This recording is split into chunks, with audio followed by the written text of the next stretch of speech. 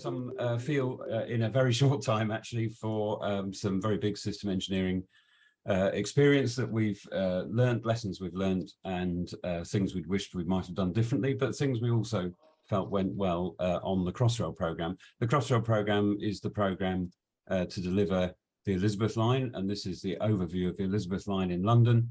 It joins up the surface railways to the west out to Heathrow and Reading, and to the east out to Shenfield, and includes 10 brand new stations, 8 of which are underground, 41 stations that are refurbed to have level access for persons of reduced mobility, integrates 3 signalling systems in a single train, more of which later on, and is a project, rather like Michele was saying, that is a project that unfortunately has overrun and overspent, but is now opened successfully in May this year. In our first week, we carried 1 million passengers, and every day now we're carrying 290,000 passengers each day. So it's a big people-moving project. It was delayed, and we learned a lot in the course of doing that. So hopefully I'll give you a little snapshot into that. So we did have an underpinning systems engineering approach, and in fact, a clear engineering life cycle, a V model, as Michele was saying, but in the individual software producers, we had agile life cycles and sprints. So for almost all of the software developers were using agile methods. So that's a good link back into the last presentation.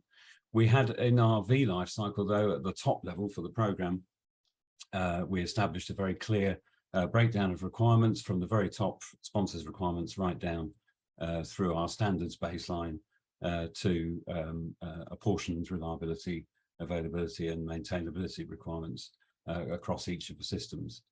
The project was delivered in 46 different contracts.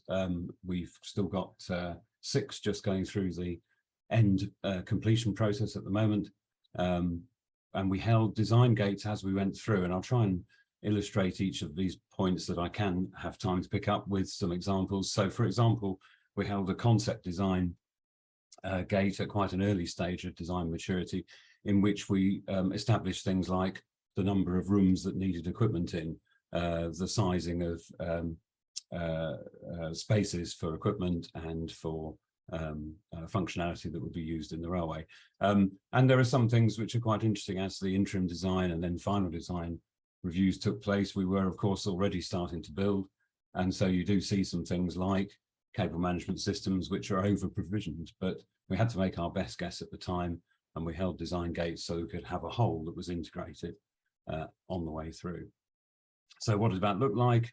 That's a block diagram of the requirements model, if you like, with the sponsors requirement right at the top and numbers of other inputs into that, including, you'll see there, Crossrail program functional requirements, our main baseline against which we measure completion, and then on network functional requirements. This is where we modified the surface railways to each side of the central operating section in order to contribute to the whole.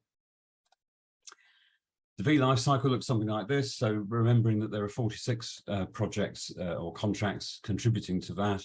So what this is trying to show is how we operated the classic system engineering V life cycle, but at the bottom, at the very bottom of the V, the final design overviews, just to give you an idea of scale, that was the whole of 2017. So every Thursday, I chaired a final design overview for a particular element of the contracts that we're delivering for the program, and looked across with the teams, maybe 30, 40, 50 people in the room, looking across for a whole day at whether that element would deliver the integrated whole. In order to hold a picture of the whole in our minds, we had architecture diagrams, system architecture diagrams at all levels. The level 0 and 1 that you can see there, hopefully my pointer's visible, you can just make out, for example, there are the systems on the train, and then this bigger area on the architecture diagram is trying to depict the facilities and systems that contribute at each element. So taking one of the columns there, that's a station, for example, and we had an idea on this architecture diagram of what systems were required to work at that element.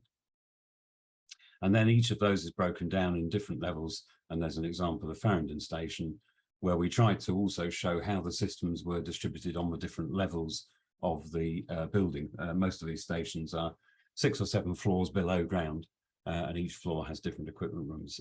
Typical station has about 400 rooms underground. Many layers of integration. There won't be time to go into this, but hopefully people can follow up on the presentation afterwards. But basically looking at integration from many different aspects until finally at the top, the authorization. And because we're designated as an interoperable railway, we have to get authority to place into service something known as APIS in the railway industry. That's the authority to place into service from the Office of Rail and Road, which is the regulator in the UK. So that's kind of the pinnacle of our triangle of many layers of integration. We used 4 pillars of integration to monitor where we'd got to, and those were the theme of the reviews that I mentioned in 2017, which was the final design overview for the project. So we were measuring outcomes. Were we delivering systems that were collectively safe, that collectively would perform as we needed them to do, so they each contribute to the performance, collectively operable, and collectively maintainable. So those were our 4 pillars that we measured against at each of our design gates. This slide gives an idea of the number of elements. So the on-network works that I mentioned briefly, so upgrades to the stations, flyover out towards Heathrow to separate out the trains that were turning off towards Heathrow on the west, for example. Then you've got the central operating section stations, our 8 new underground stations. We also had in the 10 stations there, we had Abbey Wood also delivered as part of the on-network works because it integrates with the national network. We've got all our tunnels and structures, portals, shafts, and then the railway systems themselves. The safety case played an important part in our system engineering, and in the safety case we actually compared with 2 models. So I'll just talk a little bit about the top of this diagram. What we took here was the national safety model, which has been well established in the UK for many years, and we compared all our bottom-up work with the high-level work that's nationally available, which is feedback of actual accidents that have occurred and the hazards that have actually realised themselves in the rail industry. And we also compared, that's on the national network, we also compared with the Metro safety model, which is held by Transport for London and looks at all the accidents and incidents that have occurred on the underground network in London. And that enabled us to prepare 12 strategic engineering justifications. These were the documentation that comes down from the high level, comparing to see if all of the hazards that we'd analysed from the low level were in fact covering all the things that had been seen in history in these safety models. And to give you an idea, the hazard work from the bottom up was about 6,100 hazards identified, and we were comparing with these national models that I've mentioned. Just a couple of words on ops and maintenance. This just gives an idea of action closure. We held 64 workshops in the period, just as an example, in the period from 2016 to 17, all of which we're looking at, is the system operable? Does it integrate and work together? And similarly with the maintenance integration review panels, those were also looking at actions, which then fed into alterations to the design to make sure that we were covering what we needed to do. A very quick word on the processes that supported the 4 pillars. So processes that you would expect in there: RAM analysis, EMC management, architectural assurance. So we had prototypes as well that fed into the design processes. So it just gives you an idea of how that worked. What went wrong in 2018? So in 2018, we were supposed to open the railway, and the fundamental issues were that we had underestimated the complexity of the tasks and the amount of focus required. We underestimated the volumes. So there are 500,000 digital assets broadly on our railway, and they were brought online in 28 elements. And we underestimated the complexity of the systems. So I mentioned earlier the 3 signaling systems on board the train. And we carry out, the train goes through on-the-fly transitions with the driver seeing a unified display, whichever system they're using. So there's a lot of complexity in that. And we also had program slippage. So 80% of the cost of Crossrail in building the Elizabeth line was in the civil engineering works. We'd got very good at solving civil engineering problems, but when we came to the fit out, the complexity just went through the roof. And it's the systems fit out where, although it's much less in terms of broad cost, it was certainly a lot more in terms of time. One of the problems we had when I arrived, shortly after I arrived on the programme, was that of the build going on and getting ready for testing while still building. And actually, as we got later into that in 2018 and 2019, 2018 in particular, we were still commissioning systems and building systems in the railway tunnels while trying to do dynamic testing with a train. So we ended up having a 4-3-day mix in the 7-day week, 4 days of build and then 3 days of testing. And that just takes so much longer than we'd all imagined.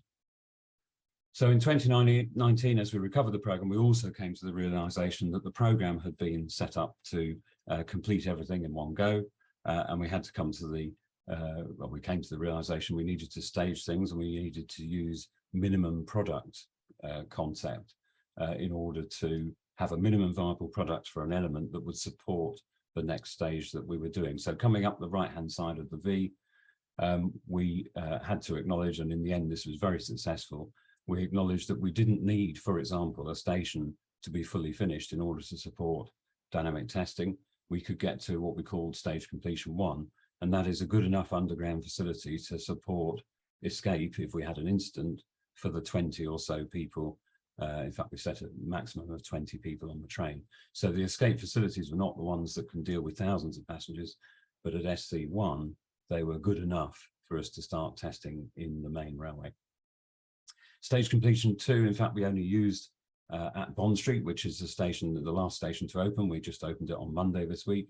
And until Monday, we were at stage completion 2 on Bond Street, which means that if a train got into difficulty in the railway, we could get up to 1,600 people on a train out of that station in an evacuation. We did, in fact, have one evacuation incident earlier in the year, and very successfully got everyone out within 4 minutes.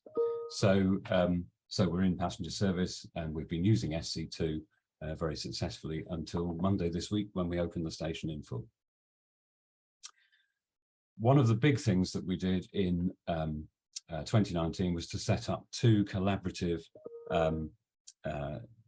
sets of management working together, and at the most senior levels working on system integration issues collaboratively. The first one we set up in 2019 was the plateau, so-called after a technique used in the aviation industry, I understand. And this brought everyone together to solve the problems and put the contracts at the door. Having solved the problem, then to look at how that worked commercially. But the main focus of the plateau was just to continue to work the issues, triage the things that were coming out of testing, and sort out the best place to sort the problems. And sometimes a problem in one system was easiest sorted by sorting it in another system. So we've used that very successfully. Plateau 2 was set up a bit later as we got through the stations program, and was so Plateau was train and signalling, Plateau 2 was station systems. Sorry to cut in there. Your time's up, so if you could wrap up very quickly, please, Chris. Okay, so I won't go into the detail on these, but just to give some idea, 3 systems of signalling. So that was a complexity. The situation which I've outlined and the way that we managed our way through that. And what we realized, actually, one of the big realizations is you have to have program management that is working at a technical level as you sort out the integration issues. A quick picture here of the Plateau team with multiple companies all pulling together at senior management levels. Some stuff which I'd love to go into maybe at another time, where we looked at how we would plan our migration and what smaller elements for systems were required at each point along the way. A huge piece of work on the software release strategy. We had 174 builds of software in 2 years, just to give people an idea of the complexity we were dealing with. The minimum functionality that I explained a little bit about, we looked at across all the systems, not just the stations that I talked about. And managing the config.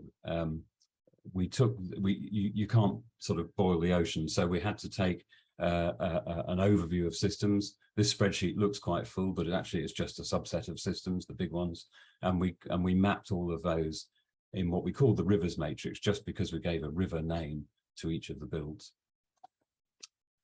Something that was very important was mapping operational restrictions and, or if you like, features of the systems to the builds. So we started with a lot of operational restrictions that the operators had to cope with, rules for overcoming bugs in the systems, and we've gradually burnt those down as the systems have matured. So successful in the end, May this year, 22, we opened 24th of May, and we've just added our last station, and on the 6th of November, we will join up the railways for passenger service out to Heathrow and to Shenfield and to Reading, to our central operating section. The opening in May has been very successful in terms of performance. We get 100% performance on most days, and we've been over 95% of trains on time as an average. Some major lessons learned here, which I'll leave you to read because we're out of time, as Stephen says, but some key things that we found there during the course of doing the project and recovering it. And if you want to read more, we have a Learning Legacy website at that link, which has a huge number of papers on it now from all aspects, from when we were doing the civils works right through to the system integration and covering the design gates and so on. So a bit of a rush at the end, but hopefully I've given you a flavour of the things we covered. Thanks. Wonderful. Thank you so much, Chris. Yes, and congratulations to you and all the team on delivering what I think is going to be a transformational transport link for the UK, not just London. So we've got loads of questions come in. So yeah, maybe you have some time to answer those in the text chat, but probably not, because we're going to ask you to join us at the panel session as well. So just very quickly, one question from Dean. Dean asks, what main difficulties did you have to overcome when applying systems engineering to civil engineering? Okay, so the main difficulties there were actually in the preservation of space. So having enough of the design worked out that we could say in time for the civils work to go on, what the requirement was for the systems that were going to come later. It's really, really difficult when the civils guys are wanting to finish their tunnel, excavate their rooms underground, to be sure that we'd asked efficiently and effectively for what we needed for the systems. And we didn't always succeed, so there are some things that are visible. If you walk down the railway tunnels of the Elizabeth line, you'll see there's a lot more provision for services than we used in the end, because what people do when they're not sure of the design is they say, oh, well, I might have 10 cables to run there, and actually they only had 2, but they make the best guess they can at the time. What worked for us in terms of that system engineering is having the gate process where we looked and said, right, we're going to make a decision. We have to, because people have to move on and start, for example, digging the hole or finishing the concrete. So that did work successfully for us, but it was also a challenge. Thank you very much. Right, well.